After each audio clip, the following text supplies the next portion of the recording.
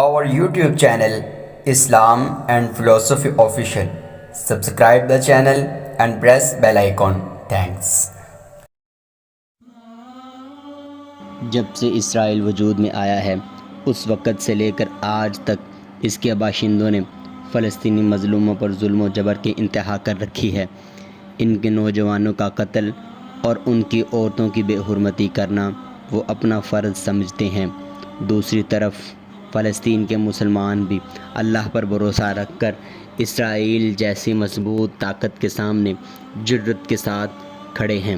اگر ان میں سے ہر ایک کی زندگی کی کہانی پر نظر ڈالی جائے تو بڑی ولولہ انگیز کہانیاں اور ایمان افروز واقعات منظر عام پر آئیں۔ آج کی اس ویڈیو میں ہم انہی میں سے ایک نوجوان اور سچے مجاہد مصطفیٰ کی ایمان افروز داستان جانیں گے۔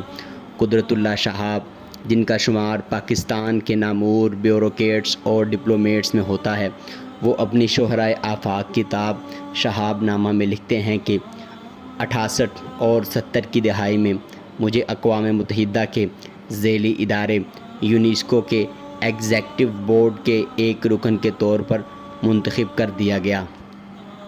یونیسکو دنیا بھر کے اندر موجود تعلیمی نظام کا مطالعہ کرتا ہے۔ جہاں کہیں تعلیمی سلسلے میں مناسب تبدیلیوں کی ضرورت ہو وہاں اپنی تجاویز دیتا ہے، جس پر عمل کر کے اس جگہ کے تعلیمی ڈھانچے میں بہتری لانے کی کوشش کی جاتی ہے۔ اس زمانے میں اسرائیل نے فلسطین پر نیا تسلط قائم کیا تھا۔ وہاں یونیسکو نے کافی تعداد میں اسکول بنا رکھے تھے جن میں عرب مہاجرین کو ان کے مذہب اسلام کے مطابق تعلیم دی جاتی۔ اس سلسلے میں عرب اساتذہ کو بھی متعین کر دیا گیا تھا۔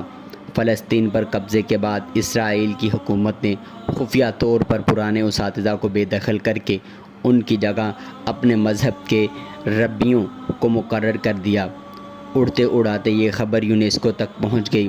تصدیق کے لیے 3 ٹیمیں مختلف اوقات میں بھیجی گئیں، مگر اسرائیل نے بڑی چالاکی کے ساتھ معائنے کے دن پرانے اساتذہ کو سکول میں لا کر یونیسکو کی آنکھوں میں دھول جھونکی۔ یہودی ربی مسلمانوں کے بچوں کو ایسی تعلیمات سے روشناس کراتے رہے کہ جو اسلام اور نبی کریم صلی اللہ علیہ وسلم کی شان میں گڑھے ہوئے جھوٹے واقعات پر مبنی تھی۔ جب یونیسکو کو 3 وفد بھیجنے کے باوجود بھی تسلی نہ ہوئی تو طے یہ پایا کہ خفیہ طور پر کسی ایسے فرد کو تحقیق کی غرض سے فلسطین بھیجا جائے جس کی اسرائیلی حکومت کو کانوں کان خبر نہ ہو۔ یہ وہ واحد راستہ تھا جس کے ذریعے یہودی ڈونگ کا پردہ فاش کیا جا سکتا تھا۔ چنانچہ طے یہ پایا کہ قدرت اللہ شہاب فلسطین جا کر وہاں کی تعلیمی نظام کا چھپ کر جائزہ لیں گے۔ چونکہ پاکستان اور اسرائیل کے سفارتی تعلقات اتنے اچھے نہیں تھے، اس لیے ایک خفیہ تنظیم نے قدرت اللہ شہاب کا ایرانی پاسپورٹ بنا کر انہیں فلسطین بھیج دیا۔ یاد رہے کہ 60 اور 70 کی دہائی میں ایران میں رضا شاہ پہلوی کی حکومت تھی، جس کے دور میں ایران اور اسرائیل کے درمیان خوشگوار تعلقات استوار تھے۔ قدرت اللہ شہاب لکھتے ہیں کہ اسرائیل کے شہر تل ابیب کے اڈے پر کسٹم والوں سے فارغ ہو کر جب میں اپنا سامان لیے باہر نکلا تو اسرائیل کی ٹورسٹ کارپوریشن کے ایک خوش لباس نوجوان نمائندے نے مجھے خوش آمدید کہا۔ گرم جوشی سے ہاتھ ملاتے ہوئے اس نے دبی زبان سے وہ شناختی الفاظ بھی ادا کیے جن کے متعلق مجھے پیرس میں آگاہ کر دیا گیا تھا۔ جواباً میں بھی اپنے مقرر کردہ شناختی الفاظ دہرائے۔ اس شخص کا نام مصطفیٰ تھا۔ جب وہ دونوں ایک دوسرے کو پہچان گئے تو اس نے 10 دن کے لیے اس کا مکمل چارج سنبھال لیا۔ 26-27 برس کا یہ پڑھا لکھا نوجوان کئی سال سے اپنی جان کی بازی لگا کر اسرائیل میں آزادی وطن کی خاطر طرح طرح کے خفیہ فرائض سر انجام دے رہا تھا۔ اس کی رگ رگ میں جہاد کا جنون بے چینی سے گردش کر رہا تھا۔ دن رات وہ قدرت اللہ شہاب کے ساتھ سائے کی طرح لگا رہتا اور قدم قدم پر ان کی رہنمائی کرتا۔ اس کا رویہ ان کے ساتھ ایسا تھا جیسے کوئی چھوٹا بھائی اپنے بڑے بھائی کے ساتھ انتہائی عاجزی کے ساتھ ان کی خدمت کرتا ہو۔ چنانچہ وہ یونیسکو کی طرف سے قائم کردہ سکولوں میں گئے اور وہاں 113 شرع انگیز کتابوں کے نسخے حاصل کیے جن میں آپ صلی اللہ علیہ وسلم کے خلاف زہر اگلا گیا تھا۔ قدرت اللہ شہاب نے ان کتابوں پر ہیڈ ماسٹروں اور دیگر یہودی اساتذہ کے آٹوگراف بھی لیے۔ انہوں نے کئی سکولوں میں یہودی ماسٹروں کی خفیہ تصویریں بھی اتاریں۔ ایک سکول میں ایک فلسطینی بچے کو انتہائی بے دردی کے ساتھ نہایت کڑی اور ذلت آمیز سزا مل رہی تھی۔ اس کا قصور صرف اتنا تھا کہ اس نے اپنی کتاب کا وہ حصہ پڑھنے سے انکار کر دیا جس میں رسول کریم صلی اللہ علیہ وسلم کی شان میں انتہائی گستاخانہ الفاظ درج تھے۔ قدرت اللہ شہاب نے یہ مناظر بھی تصویر کی صورت میں محفوظ کر لیے۔ انہیں اسرائیل میں آئے 5 روز گزر چکے تھے۔ اب ان پر نیند غالب آ رہی تھی۔ روانگی کے وقت خفیہ تنظیم کی طرف سے انہیں ہدایات دی گئی تھیں کہ آپ نے ان 10 دنوں کے دوران ایک لمحہ بھی نہیں سونا، کیونکہ دوران نیند اسرائیل کی خفیہ ایجنسی کے لوگ ان تک رسائی پا کر بآسانی ان سے حقیقت اگلوا سکتے ہیں۔ نتیجتاً ان کا سارا مشن ناکام تو ہونا ہی تھا، بلکہ ان پر بھی یہودی کڑا تشدد کر کے ان سے اس تنظیم کے متعلق بہت سی معلومات حاصل کر سکتے تھے۔ اس ضمن میں انہیں کچھ ادویات دی گئی تھیں جنہیں استعمال کر کے نیند پر کچھ قابو پایا جا سکتا تھا۔ انہیں ایک خاص کیپسول بھی دیا گیا تھا جس کا مقصد پکڑے جانے کی صورت میں استعمال کر کے اپنے آپ کو ہمیشہ کے لیے ختم کر لینا تھا۔ 5ویں دن مصطفیٰ نے محسوس کیا کہ قدرت اللہ شہاب کا جسم نیند نہ پوری ہونے کی صورت میں کمزوری کا شکار ہے اور ان کی آنکھوں کے گرد ہلکے پڑنے لگے ہیں، جبکہ ابھی بہت سا کام پورا ہونا باقی تھا۔ اس سنگین صورتحال سے نمٹنے کے لیے ان دونوں نے بہت بڑا رسک لینے کا فیصلہ لیا۔ دونوں نماز عشاء کے وقت ایک ٹیکسی میں بیٹھ کر مسجد اقصیٰ چلے گئے۔ اس زمانے میں عشاء کی نماز کے بعد سے لے کر فجر تک اس کے دروازے مقفل رہتے۔ مسجد اقصیٰ کے ایک خادم سے مصطفیٰ کی دوستی تھی، چنانچہ اس کے ساتھ ساز باز کر کے قدرت اللہ شہاب کو مسجد میں اکیلا چھوڑ کر باہر سے تالا لگوا دیا تاکہ وہ اپنی نیند پوری کر سکے۔ یہاں شہاب صاحب نے بڑی دقت آمیز بات کہی۔ وہ فرماتے ہیں کہ قبلہ اول کی 4 دیواری کے اندر جب میں اکیلا رہ گیا تو تاریک اور تقدس کے ایک مہیب سناٹے نے مجھے سر سے پاؤں تک گڑھپ سے نگل لیا۔ مجھے یوں محسوس ہونے لگا جیسے کسی پاکیزہ شیش محل میں ایک کتا غلطی سے بند ہو گیا ہو۔ لرزے کے بخار کی طرح میرے تن بدن میں کپ کپی طاری ہو گئی۔ بہرحال صبح کی اذان ہونے تک وہ اپنی نیند پوری کر کے تازہ دم ہو چکے تھے۔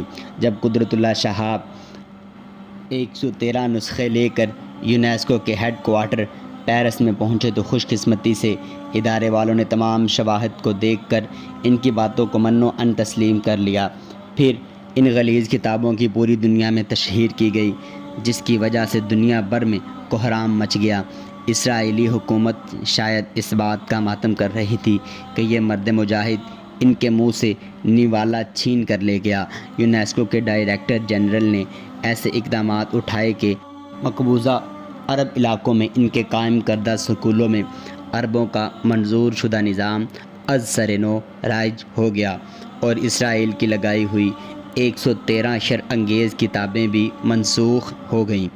اس واقعے کے ایک برس بعد انگلستان کے ایک گاؤں میں ایک رات شہاب صاحب اپنے گھر میں سو رہے تھے۔